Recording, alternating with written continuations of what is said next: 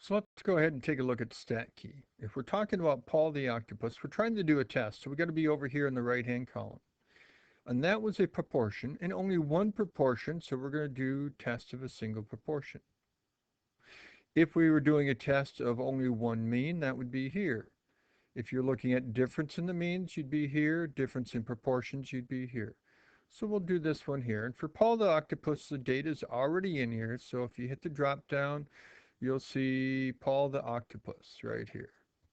Now I'm going to just generate one sample to begin with. Oh, I'm going to move this out of the way so you can see everything up here. And once again, the original data was getting 8 out of 8. So we'll generate one sample. Oh, well, that's somewhat unusual that we got exactly 50%, as in 4 heads and 4 tails. Here's one that's significantly different. And, oh, I got to move this down so you can see that. And that's the situation of getting 2 out of 8 heads. And we can do another one. And here we got one that was 50-50 again. And then we got this one here that was 3. And we keep generating this. Doing 8 coins at a time, recording the number of heads, and so on. Now, we could go ahead and speed this up. And we could maybe do 1,000 at a time. Another 1,000, so on. Okay? Now, we were wondering about getting something as extreme as we did. So that's going to be a right tail. Now we got to go ahead and change this to our sample statistic, which was 1. Our sample statistic is what was over here in the upper right-hand corner. So I'm just going to go 1 and hit OK.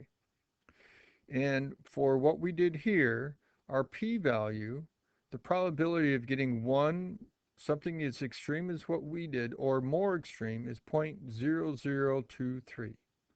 It's a little bit different than what you saw in the PowerPoint, but still small and very similar.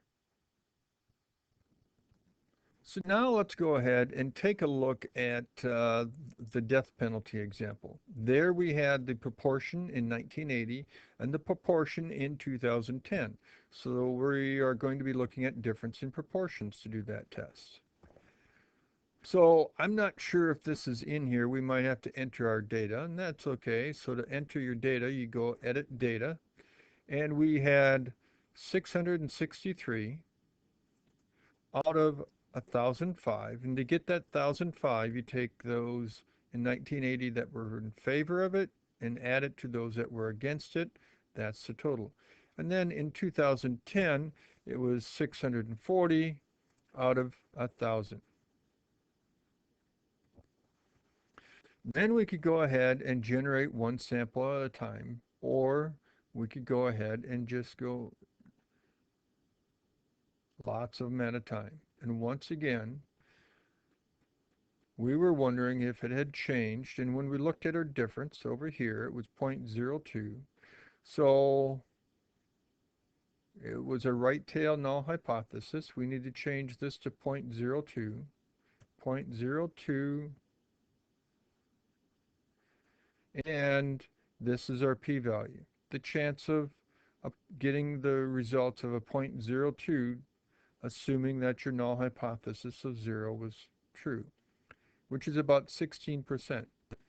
Not a real small p-value, so you would want to fail to reject. Sleep and caffeine is difference in the means. Data is already in here. We'll hit the drop down. We generate our samples. We had a two-tail situation. So we're going to select two-tail. We'll go ahead and take our difference in our means of 3. And, oh, that came up down here. If it didn't come up, you'd click on this number and type in 3. And you got to go ahead and two-tail, look at what's above, which is 0.025, and what's below over here, 0.025, either add them together or multiply by 2.